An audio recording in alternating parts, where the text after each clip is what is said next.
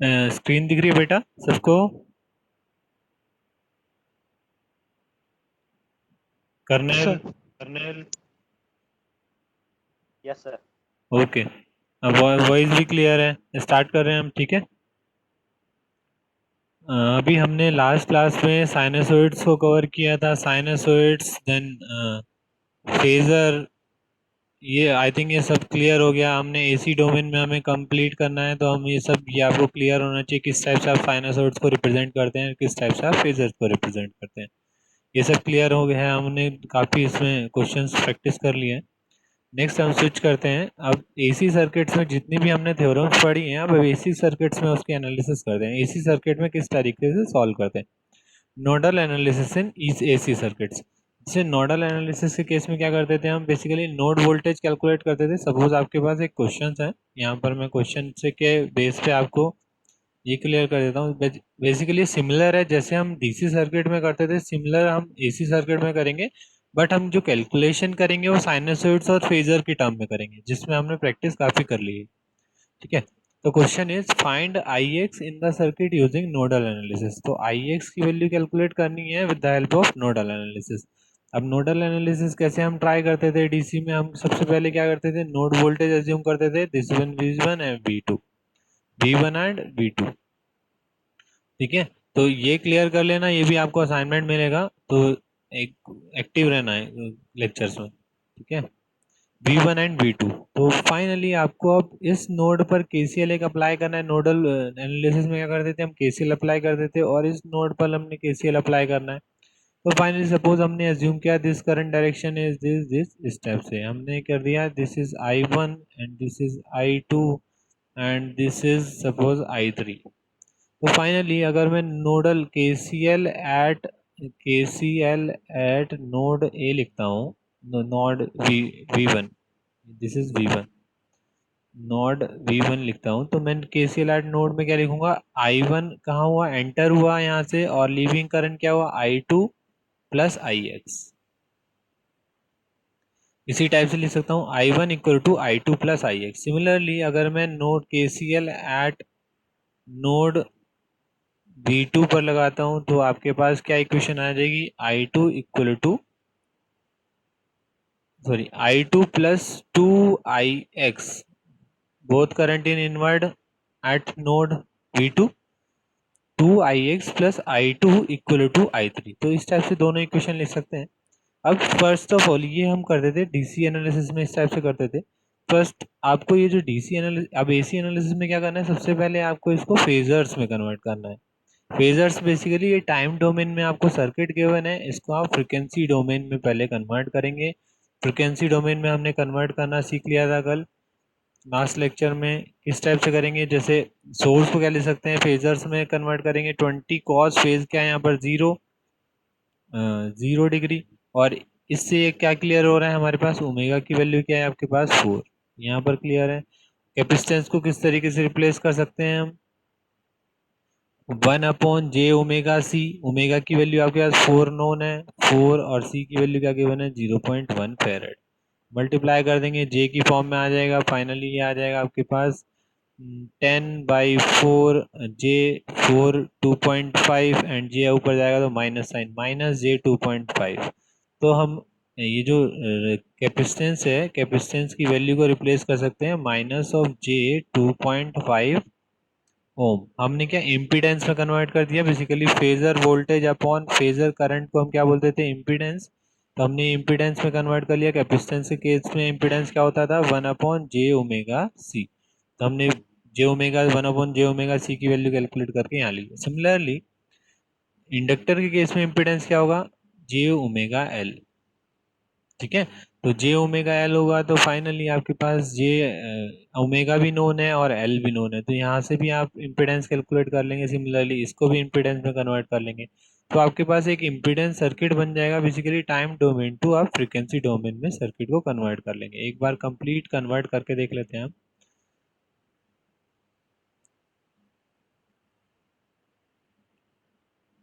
उस क्वेश्चन को प्रैक्टिस कर लेते हैं। आपको नोडल एंड, तो फाइनली हमने क्या चेक किया, सर्किट किस टाइप से बन जाएगा आपके पास, this is a source, its value is 20 angle 0 degree, right. Phasor में हमने कन्वर्ट कर दिया, रेजिस्टेंस में कोई इफेक्ट नहीं पड़ता फ्रीक्वेंसी डोमेन में। देन कैपेसिटेंस का इम्पीडेंस कैलकुलेट करना पड़ेगा, कैपेसिटेंस का इम्पीडेंस हमने कैलकुलेट कर दिया 1/j omega C, omega is 4 and its value is अभी कैलकुलेट करी माइनस ऑफ जे 2.5, तो माइनस ऑफ जे 2.5 से रिप्लेस कर दें। This value current is I of x, capital में हम डिनोट कर सकते हैं, सपोज हमने फ्रिक्वेंसी डोमेन में कन्वर्ट कर दिया। अब नेक्स्ट हमें इंडक्टर का इम्पिडेंस से रिप्लेस करना पड़ेगा, तो इंडक्टर के केस में इम्पिडेंस की वैल्यू क्या है यहाँ पर, J omega L, J and omega is 4 and L value is 1, तो फाइनली ये वैल्यू क्या हो गई, जे इंटू 4, तो J इंटू 4 ओम लिख सकते हैं यहाँ पर, इसको भी ओम में कन्वर्ट कर सकते हैं क्योंकि हमने इम्पिडेंस से कन्वर्ट कर लिया। This source is 2 of I of x, phasor में कन्वर्ट हो गया है ओवरऑल, जो भी क्वांटिटी आएगी उसको हम रिप्लेस कर देंगे।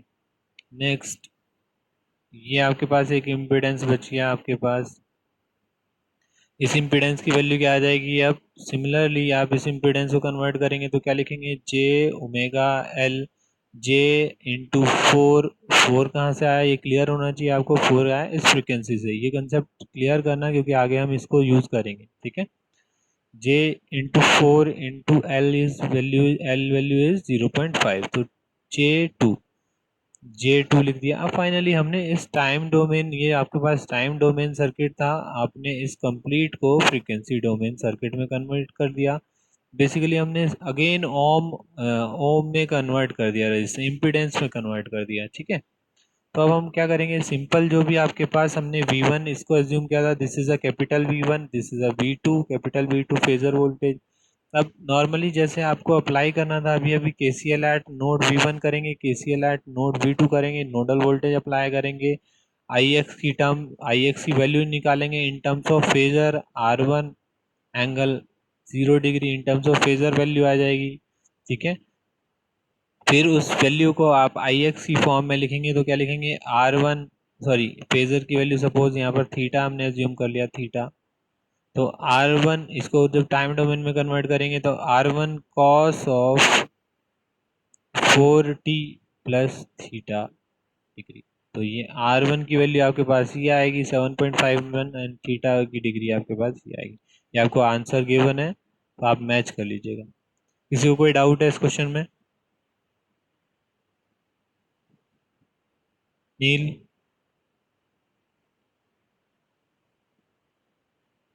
करके बता दीजिए आप। हाँ, ये कंप्लीट कर रहे हैं।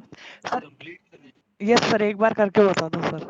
अच्छा ठीक है, करके बता देते हैं।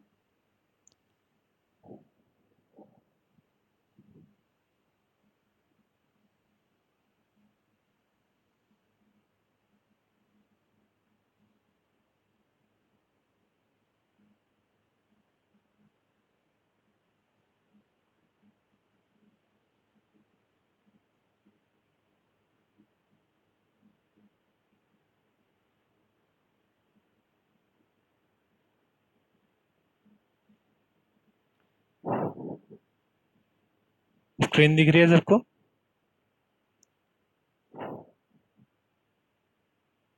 लो, यस सर। ठीक है। अब देखो ये क्वेश्चन हमको कंप्लीट करना है, तो अब फाइनली हमने इस रफ पेज में ले आया है एक जगह। तो अब यहाँ पर हमने सपोज करंट क्या एज्यूम किया, I1, हमने क्या एज्यूम किया था यहाँ पर I2, this is current of I3, ये हमने एज्यूम किया था। तो हम अब क्या लगा रहे हैं, KCL एट नोड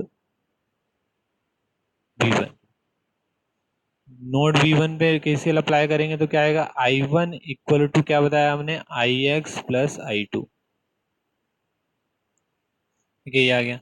अब I1 की वैल्यू कैसे निकाल सकते हैं, 20 angle 0 minus of V1 divide by impedance 10, and IX की वैल्यू कैसे निकाल सकते हैं हम, आई एक्स की वैल्यू भी हम निकाल सकते हैं, वी वन आएगा वी वन की टर्म्स में, तो आई एक्स की वैल्यू क्या है, V one minus this is zero, V one minus zero, V one minus zero divide by impedance क्या है यहाँ पर आपके पास, minus of J 2.5 ohm. Similarly I2 की वैल्यू हम कैलकुलेट करेंगे तो I2 क्या आ जाएगा, V1 minus V two divide by J 4 ओम।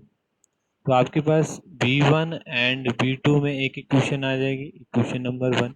ये तो क्लियर कर लोगे, इसको कैलकुलेशन करना, सॉल्व करना है, V1 और V2 के टर्म में एक इक्वेशन कैलकुलेट कर लेना। नेक्स्ट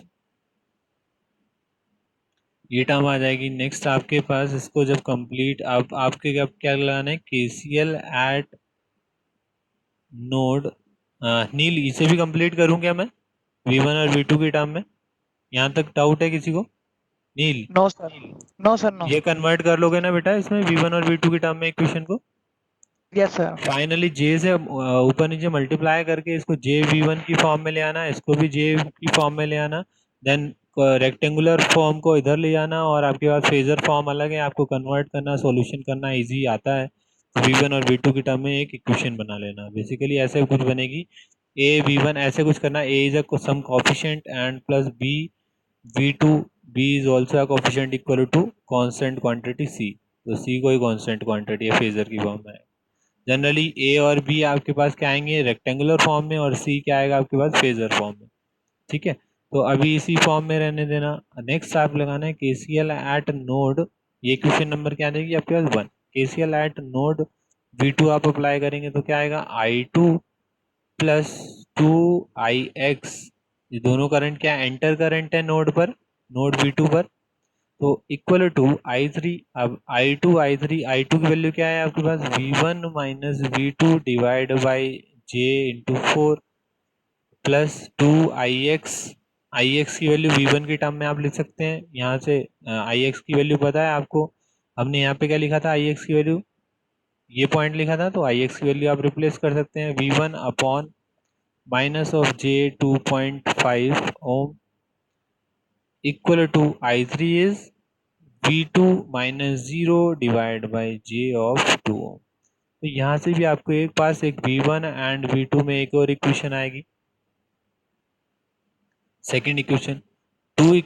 टू अननोन, इनको सॉल्व करेंगे, आप मैथमेटिक्स में करते आ रहे होंगे, V1 की वैल्यू आ जाएगी आपके पास, V2 की वैल्यू आ जाएगी।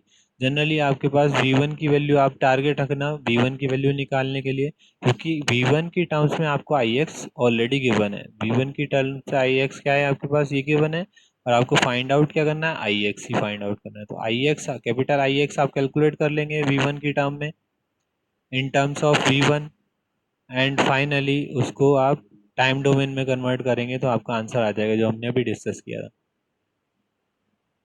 बेटा एक एक स्टेप अब कंप्लीट कैलकुलेशन भी करनी थी क्या नील,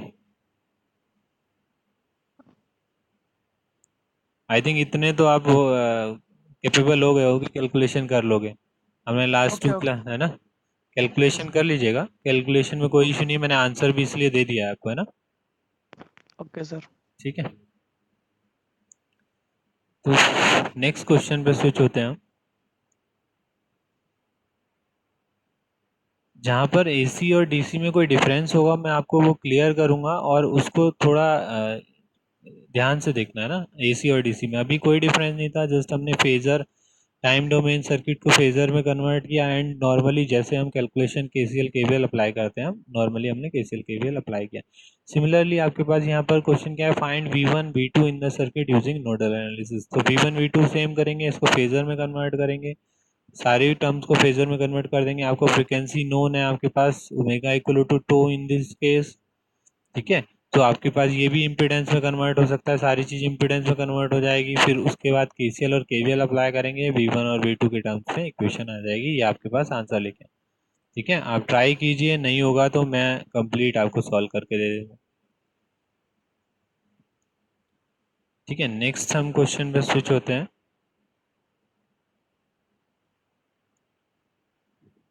हेलो सर। हाँ बेटा बताइए। हाँ नील बोलो। सर आपकी वॉइस कट रही है किसी किसी जगह। अच्छा। सर आपकी हाँ अब क्लियर है बेटा कुछ? एक second. Yes yes sir. Clear है sound? Yes sir. Aru clear है आपको? ये आवाज आ रही सर है? अभी अच्छा क्लियर नहीं है अभी भी। अभी भी अभी भी क्लियर? कट रही है सर थोड़ी थोड़ी। एक मिनट। हेलो।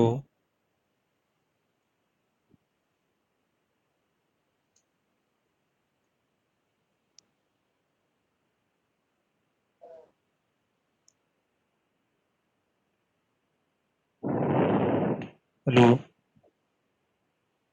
Yes sir. कोई अभी भी कोई इशू है? हेलो। क्लियर है सर। सर सही है अभी तो क्लियर है सर अभी।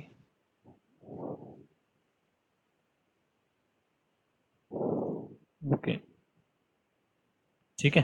तो ये कंप्लीट सर्किट आपको नोडल एनालिसिस का करने की ज़रूरत है। आप कंप्लीट ये ठीक है नॉर्मल प्रीवियस मेथड के अकॉर्डिंग करना है, प्रीवियस क्वेश्चन के अकॉर्डिंग। ये आपके पास ओमेगा की वैल्यू, बस आपको ये ध्यान रखना है कि ओमेगा की वैल्यू गिवन है आपके पास, उसके अकॉर्डिंग आप इम्पीडेंस में कन्वर्ट कर देंगे इंडक्टर और कैपेसिटर को। ठीक है, फिर आप नॉर्मली केसीएल अप्लाई करेंगे। केसीएल नोडल एनालिसिस में क्या अप्लाई करते हैं हम? केसीएल अप्लाई करेंगे, देन जो भी आपके पास अननोन क्वांटिटी है उसको कैलकुलेट करेंगे, V1 एंड V2। वो आपके पास फेजर फॉर्म में आएगा। फेजर फॉर्म में किसी भी फॉर्म में आ सकता है, रेक्टेंगुलर फॉर्म में भी आ सकता है, और आपके पास rectangular form, polar form and exponential form. तो आपके पास दोनों तीनों फॉर्म से आप कन्वर्ट उसको टाइम डोमेन में कन्वर्ट करना आता है। तो बेसिकली आप पोलर में कन्वर्ट कर लीजिएगा, तो अगर इन दोनों में गिवन है तो पोलर से आपको डायरेक्टली आप लिख सकते हैं, क्योंकि आपके पास बेस क्या है यहाँ पर, cos two omega T, cos two T. तो फिर उसमें एंगल ऐड सब्ट्रैक्ट करके जो भी फेज आएगा उसमें आप कैलकुलेशन कर सकते हैं इजीली। ठीक है, प्रैक्टिस कीजिएगा, कोई इशू आता है तो मुझे बता दीजिए।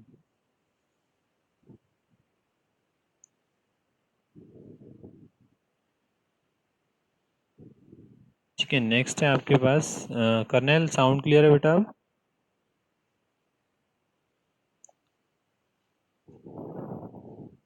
कर्नेल।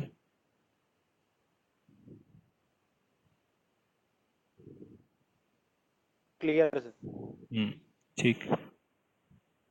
ठीक है, नेक्स्ट है mesh analysis in AC circuit. ये भी सेम है आपके पास, इसलिए हमने ज़्यादा डिस्कशन नहीं किया, डायरेक्ट हमने क्वेश्चन लिए हैं कि जैसे हम डीसी सर्किट में सॉल्व करते हैं सिमिलरली हम एसी सर्किट में सॉल्व करेंगे। जैसे आपके पास सेम यहाँ पर एक क्वेश्चन गिवन है। अगर आपको क्वेश्चन को पहले देखना है कि इस टाइप से क्वेश्चन अगर गिवन है तो ऑलरेडी आपको ये फ्रिक्वेंसी डोमेन में क्वेश्चन गिवन है, इम्पीडेंस में कन्वर्टेड है ऑल एलिमेंट, इम्पीडेंस में कन्वर्टेड है, एंड जो सोर्सेस हैं वो फेजर फॉर्म, पोलर फॉर्म में कन्वर्टेड है। तो आपको कहीं कोई कन्वर्ट करने की ज़रूरत नहीं है, डायरेक्टली आप केवीएल अप्लाई कीजिए जैसे आप करते हैं। ये this is I1 current given है, आई mesh current I2 and I3। तो फाइनली आप दोनों तीनों के लूप में केवीएल एट I1 करेंगे, केवीएल एट I1 लूप या मैश बोल सकते हैं, at I2 mesh and KVL at I3 mesh. ठीक है, तो इनमें केवीएल आप अप्लाई करेंगे, आपको ये क्लियर हो जाना चाहिए कि I3 जब आप अप्लाई करेंगे तो I3 का जो मैश एरिया है उसमें इंडिविजुअल ब्रांच क्या है ये, और इसमें आपको करंट की वैल्यू क्या नोन है 5। तो I3 को आप डायरेक्ट भी लिख सकते हैं, I3 इज 5 ऑफ 0 डिग्री। ठीक है, तो अब फाइनली आपके पास टू अननोन रह गए, I2 एंड I1। आपको कैलकुलेट क्या करना है, I0। अगर इस पॉइंट I2 लूप में आप केवीएल अप्लाई करेंगे तो I0 आपको क्लियर है, I2 की डायरेक्शन क्या है, downward direction, and I0 is upward direction. तो I0 equal to minus of I2। तो फाइनली आप I2 की वैल्यू कैलकुलेट करेंगे, उसके साथ माइनस साइन अगर लगा देंगे तो आपके पास क्या हो जाएगा, वो I0। ठीक है, तो I0 आ जाएगा, फिर I0 फेजर फॉर्म में आएगा, उसको आप टाइम डोमेन में कन्वर्ट करेंगे तो आपके पास यहाँ पर आंसर मैंने ऑलरेडी गिवन है, मैंने यहाँ पर लिखा हुआ है आंसर कि आई नॉट की value in terms of phasor क्या वैल्यू होगी। ठीक है, आई नॉट की वैल्यू फेजर फॉर्म में गिवन है यहाँ पर, क्योंकि क्वेश्चन फेजर में था तो हमने कंप्लीट क्वेश्चन को फेजर फॉर्म में ही एज इट इज रहने दिया। ठीक है, ये आप ट्राई कर लीजिएगा, सिंपल है। नेक्स्ट नेक्स्ट क्वेश्चन है आपके पास। नेक्स्ट क्वेश्चन भी सिमिलर है। Find I not using mesh analysis. I not आपके पास ये गिवन है। ठीक है, तो आप यहाँ पे मैश करंट एज्यूम कर लीजिए, I1 I2 and I3 assume कर लीजिए, देन KVL अप्लाई कर दीजिए तीनों में। I3 की वैल्यू नोन है, इन दोनों में KVL अप्लाई होगा और I3 की वैल्यू यहाँ से नोन आ जाएगी 0 डिग्री। देन I1 I2 निकालेंगे, तो यहाँ पर सपोज आपने I1 एज्यूम किया था तो I naught equal to of I1 आ जाएगा। तो जैसी I1 की वैल्यू आ जाएगी, आई नॉट की वैल्यू डायरेक्टली बोल सकते हैं और आई नॉट की वैल्यू आपको गिवन आंसर क्या है आपके पास, ये मैच कर लीजिएगा। ये भी सेम क्वेश्चन है। नेक्स्ट इंपॉर्टेंट टॉपिक है, अब स्विच कर रहे हैं हम सुपरपोजिशन थ्योरम। ठीक है, तो ये सिंपल कैलकुलेशन थी, हमने कैलकुलेशन पे काफ़ी टाइम दे दिया है लास्ट 2 लेक्चर्स में। आप प्रैक्टिस करेंगे, बाकी कोई इशू आता है तो आप व्हाट्सअप कर दीजिएगा मुझे पर्सनल। ठीक है, सुपरपोजिशन थ्योरम में क्या है, AC circuits are linear, the superposition theorems apply to AC circuit the same way it applies to DC circuit. ये भी आपके सेम वे में अप्लाई करेंगे, लेकिन इसमें प्रॉब्लम क्या आती है, एक इम्पॉर्टेंट पॉइंट क्या है, the theorems become important if the circuit has source operating at different frequencies. In this case, since the impedance depend on frequency, the total response must be obtained by adding the individual response in the time domain. ये question आपको मैं clear करता हूँ with the help of some example. ठीक है, जैसे अभी हम नॉर्मल एग्जांपल लेते हैं, जैसे हम प्रीवियस कोई एग्जांपल ले रहे थे, उन्होंने क्या पॉइंट किया है कि अगर आपके सर्किट में कोई डिफरेंट फ्रिक्वेंसी कंपोनेंट है, ठीक है, डिफरेंट, अभी हमने ऊपर कितने जितने भी हमने सॉल्यूशन किया है उसमें फ्रिक्वेंसी जो ओमेगा की वैल्यू है वो कांस्टेंट थी, 2 थी या 4 थी, वो कंप्लीट सर्किट के केस में कांस्टेंट थी। तो इसलिए हमने क्या किया, उसको कंप्लीट फेजर में कन्वर्ट किया और हमने कंप्लीट सर्किट की फ्रिक्वेंसी एज्यूम कर ली थी जो भी आपको गिवन थी। ठीक है, लेकिन अगर सर्किट में डिफरेंट डिफरेंट फ्रिक्वेंसीज गिवन है तो उस केस में किस टाइप से सॉल्व करते हैं हम चेक करेंगे। फर्स्ट हम पहले नॉर्मल क्वेश्चंस को चेक कर लेते हैं कि अगर सेम फ्रिक्वेंसी गिवन है, जैसे हम सपोज फर्स्ट क्वेश्चन ये चेक करते हैं, यहाँ पर कहीं फ्रिक्वेंसी का डिस्कशन नहीं है तो बेसिकली एज्यूम कर सकते हैं कि कांस्टेंट फ्रिक्वेंसी होगी कहीं। ठीक है, तो आपके पास नॉर्मल एक क्वेश्चन है, आपके पास वोल्टेज सोर्स है और दिस इज करंट सोर्स। आपको कैलकुलेट क्या करना है, calculate current I not in the circuit using superposition theorem. ठीक है, तो सुपरपोजिशन थ्योरम में क्या करते थे, हम इंडिविजुअली सोर्स को एक्टिव करते थे और अदर सोर्स को क्या कर देते थे, replaced by their internal resistance. Current source behave like a open circuit and voltage source behave like a short circuit, यही करते थे हम। सपोज हमने वोल्टेज सोर्स फर्स्ट इसको कंसीडर किया, तो हम सर्किट अगर ड्रॉ करेंगे तो हम सर्किट इस टाइप से ड्रॉ करेंगे, हमने वोल्टेज सोर्स कंसीडर किया 60 angle of 0 degree, 60 angle of 0 degree, then resistance is 10 ohm and this is, ये आपके पास फेजर इम्पीडेंस फॉर्म में ऑलरेडी गिवन है, J-J4, then this is J8। अभी हम टारगेट हमारा क्या है, अभी हमने नॉर्मली ये resistance this is 5 ohm and this one is, sorry capacitance है यहाँ पर आपके पास गिवन है -J6। ठीक है, ये गिवन है और ये कंप्लीट आपके पास सर्किट इस टाइप से कंप्लीट है। अगर हम फर्स्ट सोर्स 60 ओम को कंसिडर कर रहे हैं, अदर सोर्स क्या है आपके पास, ये सोर्स है, ये क्या है करंट सोर्स, तो करंट सोर्स को हमने क्या कर दिया एज अ ओपन सर्किट। ठीक है, अब हम इसकी हेल्प से यहाँ पर करंट की वैल्यू कैलकुलेट करेंगे, जो भी हम कैलकुलेशन केसीएल केवीएल आपको आते हैं उससे हेल्प से हम कैलकुलेट करेंगे। आई ओ 60 लिख सकते हैं यहाँ पर, क्योंकि आप 60 वोल्टेज सोर्स की हेल्प से आप करंट जो कैलकुलेट कर रहे हैं, आप IO 60 लिख दीजिए या नोटेशन IO1 लिख दीजिए, वो डिपेंड करता है आपको नोटेशन क्या देनी है। ठीक है, सपोज हम यहाँ पर IO1 नोटेशन देते हैं, वो थोड़ा ईजी है। तो IO1 IO1 basically current across 10 ohm resistance due to 60 volt resistance source, ठीक है, 60 वोल्ट सोर्स, ठीक है। इसकी हेल्प से जो भी IO1 कैलकुलेट होकर आएगा वो हम IO1 कैलकुलेट कर लेंगे, ठीक है। नेक्स्ट जैसे हम क्या करते थे, अब हमें सपोज नेक्स्ट सोर्स को कंसीडर करना है। नेक्स्ट सोर्स कौन सा है आपके पास, ये सोर्स है, इसको कंसीडर करना है और इसको ज़ीरो कर देना है। तो वोल्टेज सोर्स को ज़ीरो करने के लिए हम क्या करते थे, शॉर्ट सर्किट। तो फाइनली अगर हम यहाँ पर इसको ड्रॉ करेंगे तो शॉर्ट सेकंड केस में हम यहाँ पर इसको क्या हमने शॉर्ट सर्किट कर दिया। देन यहाँ पर हमने अगेन ये सोर्स एज्यूम कर देंगे, this source is 2.4 angle of 0 degree, ठीक है। और यहाँ पर ये करंट क्या हो जाएगा I2, तो I2 की वैल्यू भी कैलकुलेट कर लेंगे अब इस सर्किट से। देन ओवरऑल I0 जो कैलकुलेट करते थे, this is a algebraic sum of individual responses.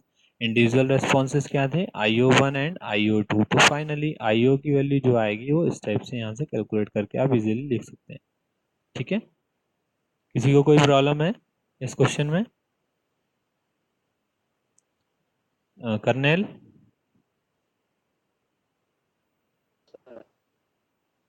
Kernel बेटा आवाज नहीं आ रही है। हो सकता है कोई प्रॉब्लम। हाँ ठीक है ना, किसी को कोई इशू है तो आप बोल सकते हैं अभी, है ना।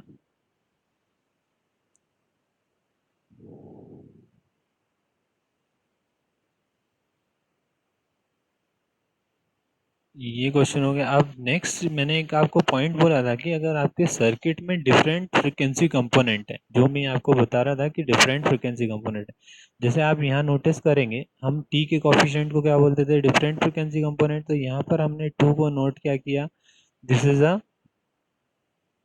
ओमेगा वन, इसकी फ्रिक्वेंसी क्या है 2, और इस केस में यहाँ पर फ्रिक्वेंसी क्या है ओमेगा 2, 5, ओमेगा 2 की वैल्यू क्या है 5। तो फाइनली अगर इस टाइप का सर्किट है तो उन्होंने क्या बोला है कि जैसे हम इंडिविजुअली सर्किट को एज्यूम करते हैं, इंडिविजुअली सोर्सेज को एज्यूम करते हैं। अब इस क्वेश्चन को थोड़ा हम इलाबोरेट कर लेते हैं कि क्या प्रॉब्लम क्या थी। एक बार हम अगेन वो स्टेटमेंट पढ़ते हैं। ये तो आपका सिंपल था क्योंकि यहाँ पर कोई भी फ्रिक्वेंसी कंपोनेंट नहीं था, सिंपल एक ही फ्रिक्वेंसी कंपोनेंट था, कोई गिवन नहीं था। अब यहाँ पर ये स्टेटमेंट पढ़िए, the theorem become important if the circuit has source operating at different frequencies, ठीक है।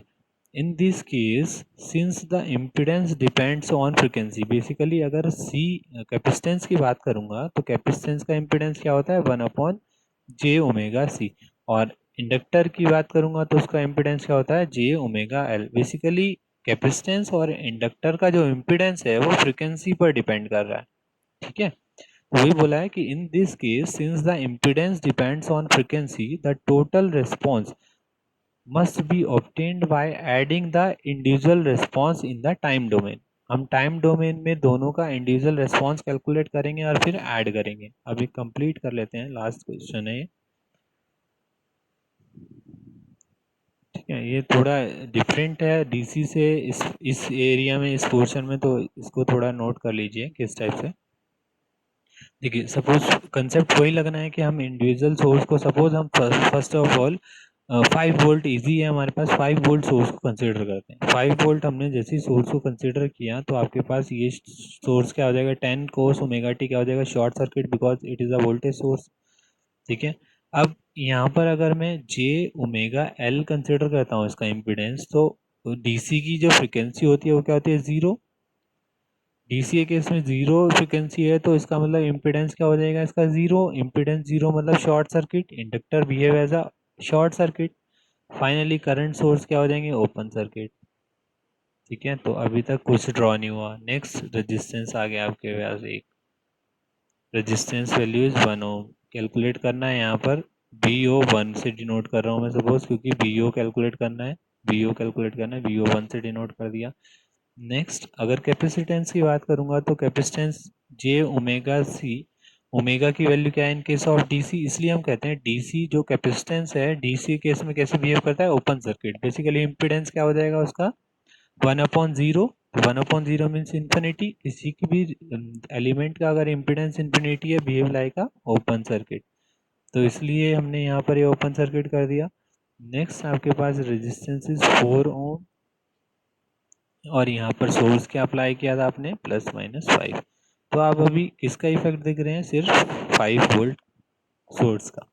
ठीक है, तो 5 वोल्ट सोर्स का आप इफेक्ट देख रहे हैं। आपको VO1 कैलकुलेट करना है। यहाँ पर नॉर्मली आपके पास एक नॉर्मल सर्किट बन गया, वोल्टेज डिवाइडर रूल अप्लाई कर सकते हैं। वोल्टेज डिवाइडर रूल क्या कहता है, VO1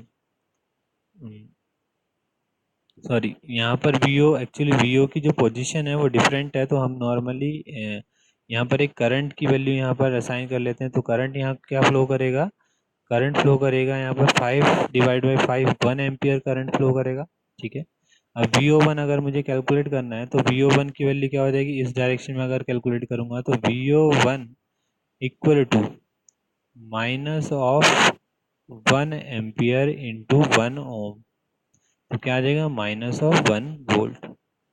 तो due to 5 volt source VO voltage across 1 ohm resistance is -1 volt.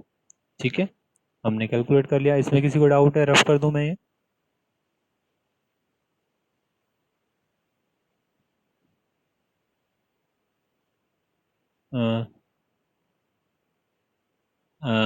Reply करो बेटा, रजनीश, रंजीत।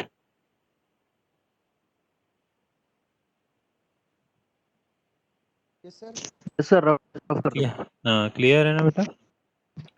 यस ठीक सर। है, ठीक है। नेक्स्ट आपके हमने क्या वैल्यू कैलकुलेट कर ली, voltage across 1 ohm resistance due to 5 volt source. हमने क्या नोट किया था, VO1 को हमने क्या डिनोट कर दिया था आपके पास, -1 वोल्ट।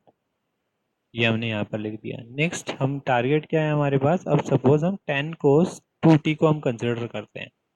तो 10 cos 2t को अगर हम कंसिडर करते हैं, ठीक है, तो first of all circuit draw करेंगे हम। अब कंप्लीट फेजर भी बनाते चलेंगे पैरेलली। तो +-10 एंगल ऑफ 0 डिग्री। ठीक है, अब अगर हम 10 cos 2t को कंसिडर कर रहे हैं तो ओमेगा की वैल्यू क्या हो गई आपके पास, 2। ठीक है, तो अब आप इंडिविजुअली कैपेसिटी इम्पीडेंस में रिप्लेस करेंगे तो इसकी वैल्यू क्या होती है, j⍵L। ओमेगा की वैल्यू क्या है यहाँ पर, 2, बिकॉज आप कौन सा सोर्स कंसिडर कर रहे हैं, 10 cos 2t। ठीक है, यहाँ पर क्या इसकी वैल्यू हो जाएगी, इसलिए वैल्यू क्या हो जाएगी आपके पास, j2 × 2 j4। यहाँ पर किसी को डाउट है, ओम। और करंट सोर्स कैसा हो जाएगा आपके पास, open circuit. Other sources are replace by their internal resistance in superposition theorem. तो नॉर्मली यहाँ पर ये आपके पास रेजिस्टेंस ही रहेगा। नॉर्मली ये V1 हो गया आपके पास, V0 VO2 से डिनोट कर रहे हैं। अभी हमने लास्ट VO1 से इससे डिनोट किया था, जब हम 5 वोल्ट के क्रॉस निकाले तो VO2 से डिनोट कर दिया सपोज। नेक्स्ट इज कैपेसिटेंस को हमने लिख दिया यहाँ पर। कैपेसिटेंस को क्या लिख सकते हैं, 1/j⍵c। 1/j is 2 and 0.1। 0.1 means यहाँ पर 10 आ जाएगा, 5 बेसिकली -j5 है ना। तो -j5 से रिप्लेस कर सकते हैं कैपेसिटेंस को। नेक्स्ट यहाँ पर एक रेजिस्टेंस है आपके पास, 4 ओम का रेजिस्टेंस है and voltage source is short circuit. तो इस टाइप से हमने कंप्लीट सर्किट को, टाइम डोमेन सर्किट को फ्रीक्वेंसी डोमेन में सर्किट में कन्वर्ट कर लिया according to this source, convert कर लिया। तो फाइनली आप क्या कैलकुलेट करना है, VO2। आप KCL और KVL अप्लाई करेंगे, VO2 की एक इक्वेशन आ जाएगी, VO2 का एक फेजर वैल्यू आ जाएगा। सपोज आ गया आपके पास R2 एंगल ऑफ θ2। ये आपको कैलकुलेशन करना पड़ेगा खुद से। ठीक है, KCL KVL इसीलिए हमने प्रैक्टिस करी थी। मैंने आपको बोला भी था हम प्रैक्टिस इसलिए इम्पोर्टेंट कर रहे हैं कि आप क्वेश्चन आगे सॉल्व कर पाएँ। R2 सपोज R2 और θ2 आ गया वैल्यू, तो आप VO2 को सबसे पहले आप टाइम डोमेन में कन्वर्ट करेंगे। तो टाइम डोमेन में कन्वर्ट करेंगे तो कैसे लिखेंगे, R2 cos ऑफ फ्रीक्वेंसी क्या थी इस केस में, 2t प्लस θ2। तो जब आप कन्वर्ट करेंगे तो ये में हम लिख लेते हैं। अभी हम VO2 को हम लिख दिया, हमने VO2 को यहाँ पे लिख दिया हमने। जब सॉल्व कर लिया तो क्या आ गया आपके पास, R2 cos 2t प्लस θ2। तो फाइनली हमने फ्रीक्वेंसी डोमेन में भी कन्वर्ट कर लिया। नेक्स्ट, इसमें किसी को डाउट है, रफ कर दूं मैं ये? ये कैलकुलेशन आपको करनी है, यहाँ पर केसीएल और केवीएल अप्लाई करना है, VO2 की वैल्यू का फाइंड आउट करनी है, पोलर फॉर्म में आएगा, कुछ फेजर में आएगा, उसको कन्वर्ट करके फाइनली फिर पोलर फॉर्म में लेके आना है। ये हम कन्वर्ट कर चुके हैं, इसकी प्रैक्टिस करनी है आपको। किसी को डाउट है अभी इसमें? नील सर। बेटा आवाज नहीं आई आपकी। No sir no. ओके, तो नेक्स्ट अब हम स्विच करते हैं नेक्स्ट एलिमेंट पर, क्योंकि अब इस सर्किट में क्या था, फ्रीक्वेंसी चेंज थी, तो अब हमारे पास नेक्स्ट सोर्स क्या बचा है, सिर्फ 2 साइन 5t सुपर पोजिशन के अकॉर्डिंग। अब इसके अकॉर्डिंग भी हम कैलकुलेट करेंगे आपके पास वैल्यू ऑफ वी नॉट। ठीक है, तो अब हम कन्वर्ट करते हैं सर्किट को फिर अगेन। फाइनली फिर से हमारे पास क्या हो जाएगा, ये आपके पास शॉर्ट सर्किट, क्योंकि ये वोल्टेज सोर्स है, ये इम्पीडेंस आएगी वैल्यू, इम्पीडेंस की वैल्यू क्या होती है, अब इस सोर्स को कंसिडर करें तो ओमेगा की वैल्यू क्या आ गई 5, तो सोर्स की इम्पीडेंस इसका क्या होगा जे ओमेगा एल, बेसिकली जे 5 इंटू 2, तो जे 10 से रिप्लेस कर सकते हैं ओम। आपने ये क्लियर किया कि जैसे हमने फ्रीक्वेंसी कंपोनेंट चेंज हुआ था तो इम्पीडेंस भी हर एक एलिमेंट का चेंज हो रहा है, इंडक्टर और कैपेसिटर का चेंज हो रहा है। ये इसलिए हमने इम्पॉर्टेंट पॉइंट बताया था आपका सुपरपोजिशन में। तो अब नॉर्मली इसको आप फेजर में कन्वर्ट करेंगे तो साइन का आपको क्लियर है कि साइन का अगर आप करते हैं तो साइन क्या होता है, ये cos sine and minus of sine and minus of sine and minus of sine and minus of cos. ठीक है, तो साइन को आप इस टाइप से अगर फेजर कॉस में ही अगर कन्वर्ट करके चल रहे हैं, ठीक है, तो कॉस में ही कन्वर्ट करके चल रहे हैं, तो फेजर क्या करें, कॉस की फॉर्म में इसको कन्वर्ट करेंगे तो क्या आएगा 2 cos 5t minus of 90 degree, ये लिखेंगे साइन को माइनस 90 डिग्री डाउनवर्ड डायरेक्शन में। तो इसका फेजर में अगर मैं कॉस में ही कन्वर्ट करता हूँ, इसको भी हम रेफरेंस कंसिडर कर सकते हैं, अभी हम कॉस को ही जनरली लेके चलेंगे तो कभी प्रॉब्लम नहीं आएगी, तो कॉस को ही ले रहे हैं, तो इसका फेजर क्या हो जाएगा 2 फेजर ऑफ माइनस 90 डिग्री। ठीक है, अब यहाँ से ये क्या हो जाएगा, रेजिस्टेंस इम्पीडेंस में कन्वर्ट कर दिया, दिस वैल्यू इज सपोज हमने एज्यूम करा वी और 3, इम्पीडेंस वैल्यू कैपेसिटेंस की इम्पीडेंस वैल्यू कैलकुलेट करेंगे तो क्या होगा 1 upon j omega C, in that case omega value is 5, 1 upon j 5 into 0.1, 0.1 10 हो जाएगा, 5/2 माइनस ऑफ 2 जे आ जाएगा यहाँ पर, नेक्स्ट रेजिस्टेंस आ जाएगा और वोल्टेज सोर्स शॉर्ट सर्किट। तो इस टाइप से आपके पास एक सर्किट ड्रॉ हो जाएगा according to 2 sine 5t source, ये कन्वर्ट कर दिया। अब यहाँ पर भी 1 ओम है, तो इसके अकॉर्डिंग आप कैलकुलेट करेंगे VO3 की वैल्यू। सपोज VO3 की वैल्यू आ गई आपके पास R3 एंगल ऑफ थीटा 3। ठीक है, R3 एंगल ऑफ थीटा 3, तो यहाँ पर हम रेफरेंस किसको लेके चले थे, कॉस को, तो अब हम इसको अगर टाइम डोमेन में कन्वर्ट करेंगे तो क्या आएगा R3 कॉस, फ्रिक्वेंसी क्या थी यहाँ पर 5t प्लस थीटा 3। ठीक है, तो इसको हम कंप्लीट सॉल्व कर दिया हमने, ये फॉर्म आ गया। तो नॉर्मली हमारे पास यहाँ पर अगर मैं V3 की VO3 की वैल्यू लिखूंगा तो VO3 की वैल्यू क्या आ गई आपके पास R3 cos 5t plus theta 3। ये आप कंप्लीट जब तीनों की वैल्यू कॉल सॉल्व कर लेंगे तो कंप्लीट तीनों का समेशन आपके पास आंसर नीचे यहाँ पर गिवन है।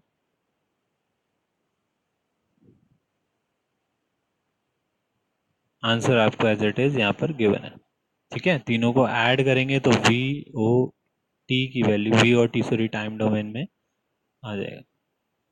ठीक है, तो हमने यही क्लियर किया था, जब हम ऐड करेंगे first of all time domain में एडिशन करेंगे, फेजर में कभी एडिशन नहीं करेंगे, क्योंकि फेजर में क्या होता है, क्यों नहीं करते एडिशन फेजर में हम 20 सपोज इस टाइप से वैल्यू आई या 30 एंगल 0 डिग्री, लेकिन दोनों ही केस में हमें फ्रिक्वेंसी का क्लियरेंस नहीं है, हमारे इस केस में सपोज फ्रिक्वेंसी 2 थी और इस केस में 5 थी, लेकिन हमें फेजर को देख के या पोलर फॉर्म को देख के हमें क्लियर नहीं हो रहा था। इसलिए हमने फर्स्ट ऑफ ऑल पहले उसको टाइम डोमेन में कन्वर्ट किया, देन एडिशन किया। तो ये पॉइंट हमें इम्पोर्टेंट पॉइंट है, ये हमने लिखा भी है यहाँ पर थ्योरम में। एक बार मैं आपको चेक करा देता हूँ। The total response must be obtained by adding the individual response in the time domain। ठीक है, तो इसलिए एक एक पॉइंट जो लिखा है वो इम्पोर्टेंट, मतलब रीजन के अकॉर्डिंग लिखा हुआ है। किसी को कोई डाउट है? हाँ बताइए बेटा। सर जैसे अपन ने कोई कैपेसिटेंस की वैल्यू पहले इम्पीडेंस में चेंज की है ठीक है, सर, तो फिर बाद में जब उसको वापस सोल्व करेंगे तो उसको टाइम डोमेन में चेंज करना पड़ेगा ना? नहीं कुछ सॉल्व करना पड़ेगा।